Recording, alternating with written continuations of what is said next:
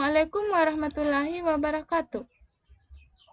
Perkenalkan, nama saya Irmayana, saya dari kelas TKD IKD, Prodi Pendidikan Teknik Informatika dan Komputer Fakultas Teknik Universitas Negeri Makassar.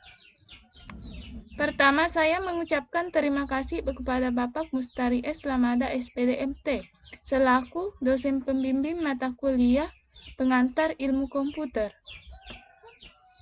Pada kesempatan ini saya akan mempresentasikan materi logika pemecahan masalah dan sistem programan. Adapun materinya yaitu pengertian algoritma dan programan, algoritma, notasi algoritma, independen terhadap bahasa programan dan sistem komputer, programan prosedural, aturan penulisan algoritma. Materi pertama, pengertian algoritma dan programan. Algoritma berasal dari kata algorims yang berarti menghitung, di mana berasal dari bahasa Arab yang ditemukan oleh penulis terkenal yaitu Abu Ja'far Muhammad Ibnu Musa al-Khawarizmi dengan judul kitab Al-Jabar wal Mukalabah yang artinya buku pemugaran dan pengurangan.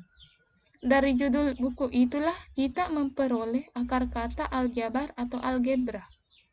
Bahasa programan merupakan notasi yang digunakan untuk mendeskripsikan proses komputasi dalam format yang dapat dibaca oleh komputer dan manusia. Materi kedua, algoritma. Algoritma adalah urutan langkah-langkah logis penyelesaian masalah yang disusun secara sistematis dan logis. Algoritma adalah jantung ilmu komputer atau informatika. Secara umum, pihak atau benda yang mengerjakan proses disebut pemroses atau prosesor.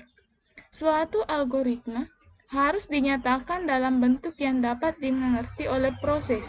Jadi, suatu pemroses harus mengerti setiap langkah dalam algoritma, mengerjakan operasi yang bersesuaian dengan langkah tersebut.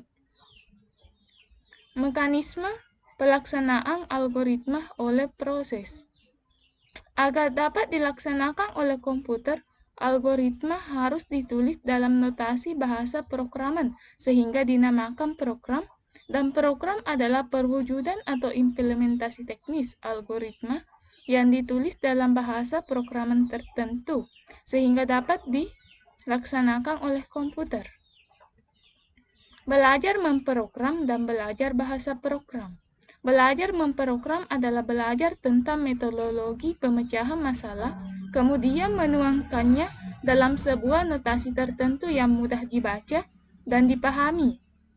Belajar memprogram adalah belajar tentang strategi pemecahan masalah, metodologi dan sistematika pemecahan masalah, kemudian menuliskannya dalam notasi yang telah disepakati bersama. Titik beratnya adalah designer program. Belajar bahasa program adalah belajar memakai suatu bahasa, aturan-aturan tata bahasanya, instruksi-instruksinya, tata cara pengoperasian kompilernya, dan memanfaatkan instruksi-instruksi tersebut untuk membuat program yang ditulis dalam bahasa itu saja. Titik beratnya coder. Adapun bahasa program berdasarkan tujuan dan fungsinya yang dapat dilihat pada slide.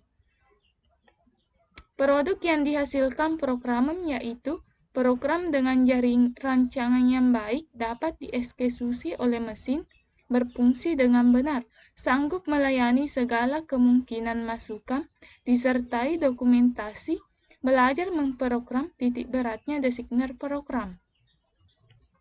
Materi ketiga, notasi algoritma independen terhadap bahasa programan dan mesin komputer.